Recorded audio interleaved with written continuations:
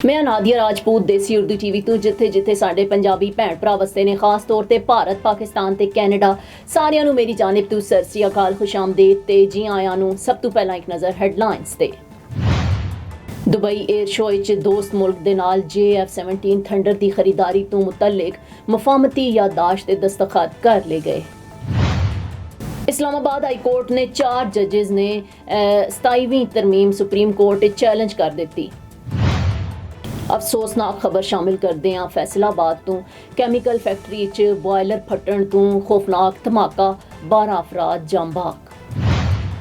महमूद अचकजई नूं हटा के फजलुर रहमान नूं नवां सरबराह बनाउण दा इम्कान। और वधियां खबरां दी तफसील दी जानिब।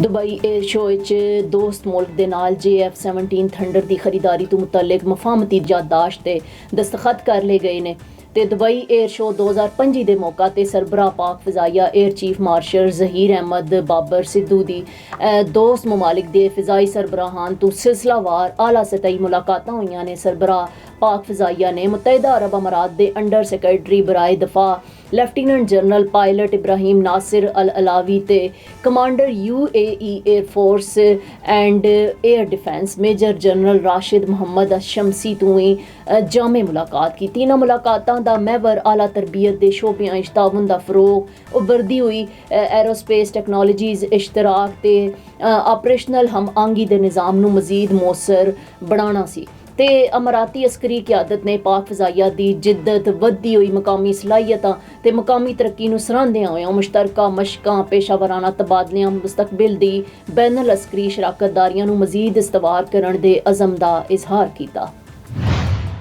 इस्लामाबाद हाई कोर्ट दे 4 जजेस ने 27वीं तरमीम सुप्रीम कोर्ट च चैलेंज कर दी तां दरखास्त ते एतराज़ आयद कर दिता गया। इस्लामाबाद हाई कोर्ट दे 4 जजेस ने 27वीं तरमीम के खिलाफ सुप्रीम कोर्ट च दरखास्त दायर की। दरखास्त दायर करने वालियां च justice Mohsin Akhtar Kayani, justice Babar Sattar, justice Saman Rafat ते जस्टिस एजाज इसहाक शामिल ने। सुप्रीम कोर्ट दी डायरी ब्रांच ने इब्तदाई तौर ते दरखास्त ते एतराज़ लाया ते वसूल करन तो इनकार किया है क्योंकि उन्होंने मौकिफ है कि मामला आईनी नोयत दा है ते सुप्रीम कोर्ट दा दायरा इख्तियार नहीं बढ़दा। दरखास्त गुजार जजेस दा कहना है कि वो आईनी तरमीम दे कानूनी ते आईनी पहलुआं दी जांच चाहते ने। इस हवाले तो अदालत च आइंदा कार्रवाई लई तारीख दा तयन जल्द किया जाएगा। याद रहे कि सुप्रीम कोर्ट दे सीनियर तरीन जज जस्टिस मंसूर अली शाह ते जस्टिस अतर मिनुल्ला ने गुज़श्ता रोज़ 27वीं आईनी तरमीम नूं आइन दा हिस्सा बन जाण दे खिलाफ अपने ओहदे तो इस्तीफा दिता सी। Now I am American. I have citizen. I still have my Salvadorian passport and now I have my USA passport. I am a citizen of the US. Khi cầm cái hộ chiếu Mỹ, cô rất là tự hào mình là công dân Mỹ. La ciudadanía para mí significa oportunidades. Si ya tienen el tiempo que pueden hacerse ciudadanas, que lo hagan. No pierde nada uno con intentarlo. Como dicen en México, echándole ganas, todo se puede. अफसोसनाक खबर शामिल करते हैं फैसलाबाद तो Malikpur chemical factory boiler फटन तो धमाके दे नतीजे 12 अफराद जांबाक हो गए ने। तफसीलात के मुताबिक फैसलाबाद के इलाके मलिकपुर वाक़े कैमिकल फैक्ट्री बॉयलर फटन तो खौफनाक धमाका होया जिस दे नतीजे 12 अफराद जांबाक हो गए ने। रेस्क्यू काम ने दसिया कि धमाके के बाद फैक्ट्री अग भड़क उठी ते मलबे तले मजीद अफराद के दबे होने का खदशा जाहिर किया गया। रेस्क्यू 1122 दी 5 गड्डियां जाए वकूआ ते मौजूद ने ते अग बुझाण ते मलबे तो लोकां नूं कड्ढण दा अमल जारी है। डिप्टी कमिश्नर ने दसिया कि जांबाक अफराद विच बच्चे, खवातीन ते बुजुर्ग ते फैक्ट्री मुलाजिम शामिल ने। इब्तदाई मालूमात के मुताबिक गैस लीकेज की वजह तो कैमिकल नूं अग लग गई। महमूद खान अचकजई नूं तहरीके तहफ़ुज़ आइन दी सरबराही तो हटाण ते मौलाना फजलुर रहमान नूं सरबराह बनाण ते गौर जारी है। तफसीलात के मुताबिक बतौर अपोजिशन लीडर नामजदगी के बाद महमूद अचकजई नूं तहरीके तहफ़ुज़ आइन दी सरबराही तो हटाण ते गौर किया जा रहा है। PTI ते दीगर अपोजिशन इत्तेहाद की सरबराही के मामले ते मशावरत कर रहे हैं ते गौर किया जा रहा है कि मौलाना फजलुर रहमान नूं इत्तेहाद दा सरबराह बनाया जाए।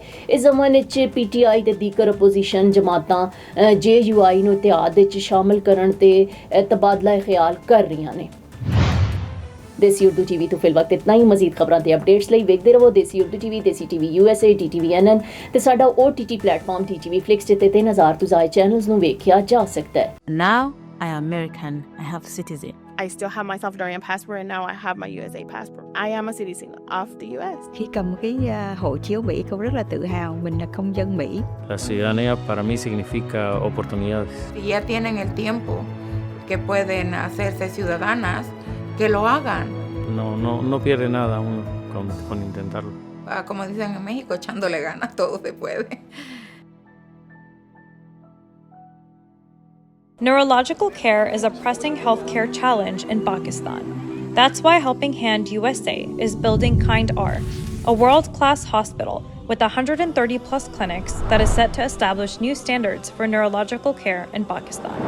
As the first phase nears completion, anticipation is growing for the launch in the second half of 2025. Give zakat and sadaqah through Helping Hand USA today and join this historic endeavor to redefine future healthcare in Pakistan.